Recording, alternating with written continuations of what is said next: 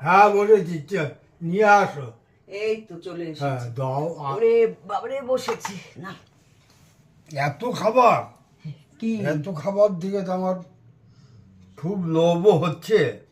এই যে এটা হচ্ছে আমের চাটনি, হ্যাঁ আর এখানে হচ্ছে পাঁপড়, হ্যাঁ এটা হচ্ছে পায়েস, হ্যাঁ। এটা হচ্ছে রসগোল্লার মিষ্টি, এটা হচ্ছে ইলিশ মাছের ঝোল, মাথা ঝোল, আর এই যে ইলিশ মাছের মাথা দিয়ে কচুর শাক, কচুর শাক, এটা ভালো পটলের লাগে। তরকারি, আর এই যে ঝুরঝুরে আলু ভাজা, হ্যাঁ। এখানে লেবু লঙ্কা আর হচ্ছে নুন।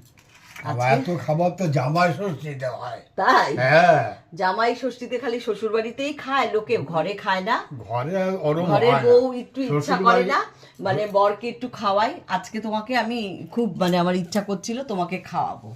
নাও শ্বশুর বাড়িতে যেরকম হয় ওরকম আমাদের নিজের বাড়িতে হয় না। খাও, তুমি শুরু করো। খা-